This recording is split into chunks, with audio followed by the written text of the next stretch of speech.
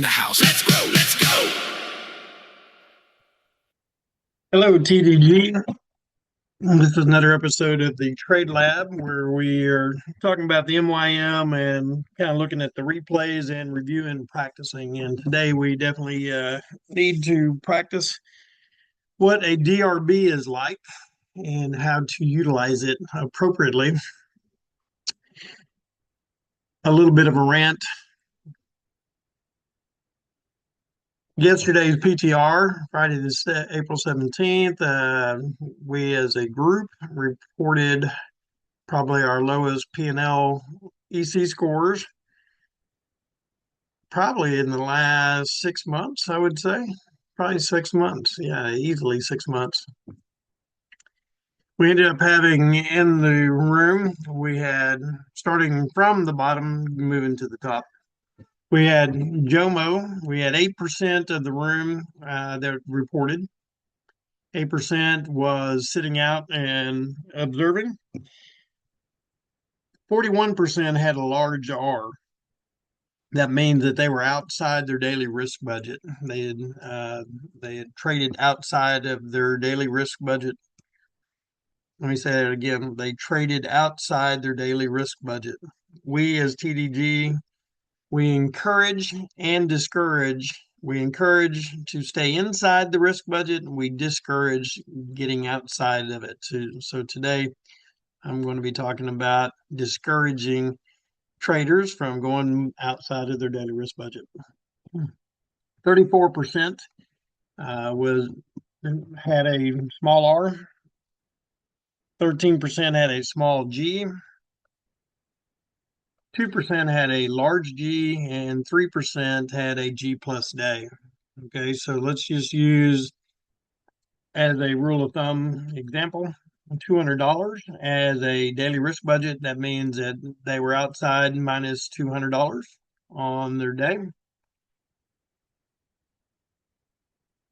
Inside minus $200 to zero. Small G is from $0 to $200. Large G is from 201 to $400. And anything above $400 is a G plus. That's just using that rule of math. Everybody has a different DRB, so we'll go from there. Let's talk a little bit about our daily risk budget. With a prop account with the size $50,000, you buy the prop account. You have basically the equity in that account or trailing max drawdown is $2,000. Now the question is, what is your daily risk budget, and how are you going to manage that? If you use a rule of thumb as a 10% of that daily risk budget, that then gives us $200 as a daily risk budget. Okay. This is the breakdown of the small r from 0 to -2, the small g from 0 to 200, a large G to a 1 to 400, and a G plus from 400 to 600 points. The reason why you have a DRB is so that you can stay in the account for an extended period of time instead of just one day and done because you put all $2,000 up at risk. With the daily risk budget here, and we're going to look at win ratios. So if you only win 40% of the time or 50% of the time or 60% of the time, this is just a rule of thumb and gauge. If we 10 days is 2 full weeks of trading from Monday through Friday, Monday through Friday. If we lose 6 times with our $200 DRB, okay, we've gone down and then we trade back up. Of those 10 days, we have 6 losing days. Day 7, we make 200. Day 8, we make 200. Day 9, we make 1. We get a 1 to 2 ratio, a large G day. So we get to 400, and then we get 1 that we have a G plus day. Let's say it's $600. So we're just using the top of the range just to get an idea. If we lose 6 and we manage 4, we're basically at a break even on the 2 weeks. as we get better with our edge and start understanding and taking better trades, etc., then you flip one day from the negative to the positive, and you end up having for the 2 weeks a $600 total. Same thing, you flip one more day from a 50% to 60% ratio, and now you're starting to make some progress. All we're doing is just flipping one red day to a green day and keeping the same on this end of the equation. As you get better, your skill sets get a little better and your green days grow as well. The thing we discourage is having a big R. So we do not cross that line. We do not cross that line. You need to reinforce, do not cross that line. Now we're trading the micro Dow. Now the question is, what do we do with $200 for the day? Starting off right in the PTR room or whenever you start trading, how are you going to manage that trade? So let's take a look at that and break that down a bit.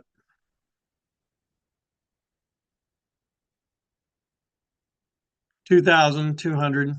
Okay, if we break this down into percents, you have 10% down here at the bottom, $200. If you were to take one trade at $200 at risk, you put $200 on the line, you can take one trade doing that.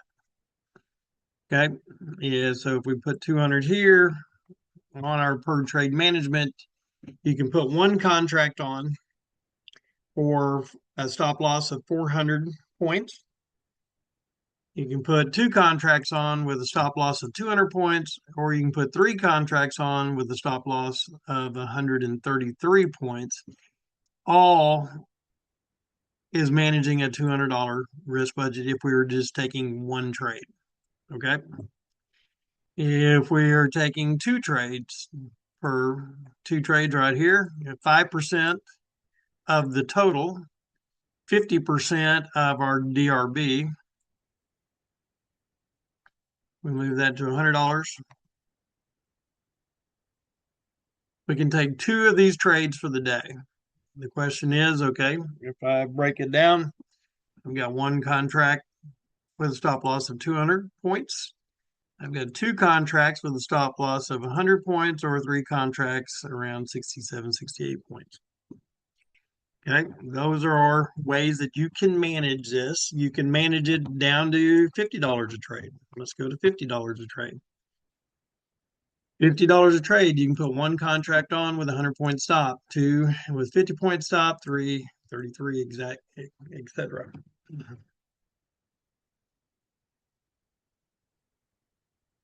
You must determine how are you going to manage your $200 during the day, and then you need to stop. If you hit your $200 down for the day, you must stop, close the account, and trade sim, walk away from the screens, go do practice and review, whatever, but stop trading for the day. Self-control is the ultimate number one issue that a trader has to address, and you're going to keep learning that lesson until you do.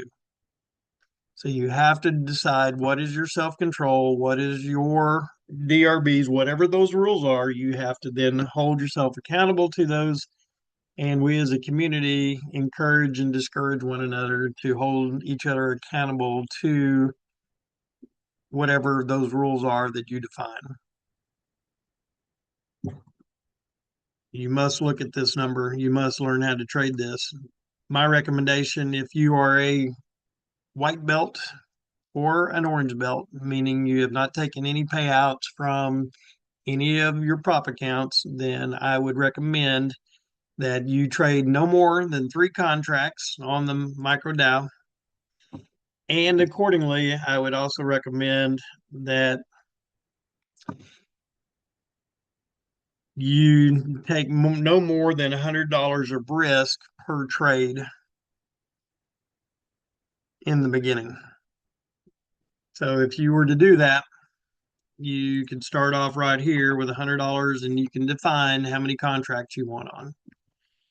If you're sitting at a level of support at the -2s or at the -1s, looking to rotate back to VWAP coming out of the bid zone, The nice thing about having two contracts on is you can take profit at the first level. If we're coming out of the minus twos and we're trading, you can take one contract off at the minus one as a take profit target for the first contract, and then your take profit contract always is aiming at the VWAP total.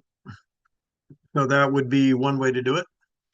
If you feel like a level is holding and you wanted to put three contracts on because you've seen it come down to these levels, it's held the low of day or whatever, however that's shaping out for the time, you could put three contracts on. Then you could have coming out of, I'm just using the long example, coming out of the minus twos, you can take one off at the minus one, you can take one off at VWAP, and you can leave a runner to keep migrating to the higher side of the range to the either the plus one or the plus two. Now you have inventory that you can manage. The thing is, you have to know and you have to manage the DRB. Now, if you end up having a trade that ends up working the first trade, now you got some extra DRB to work with, or you have some extra trades, but still don't move outside of your per trade management, no matter what you're doing. You decide how you're going to be per trade trading, and then at that point, stay within that. So if you're up $200, don't sit there and say, okay, now I'm going to up to six contracts, whatever, whatever, whatever. Stay within your normal trade type of approach.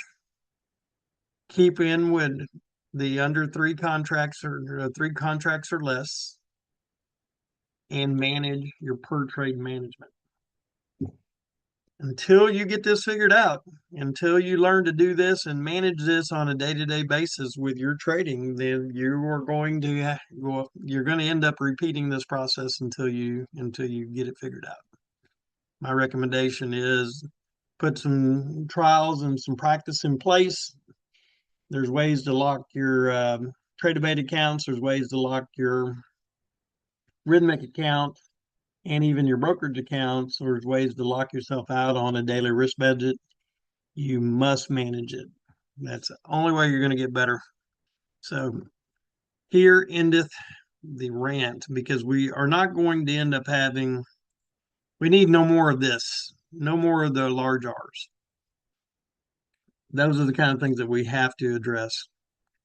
If you have any issues with addressing this on a regular basis, get on my calendar and we can have a conversation on how. And you can give me all the examples of why it's okay to do it. And I'm going to give you all the examples of you need to learn to stay within your own rule set. And if you don't have any rules, then that's part of the issue. So, anyway, have a great one. We will catch you on the other side.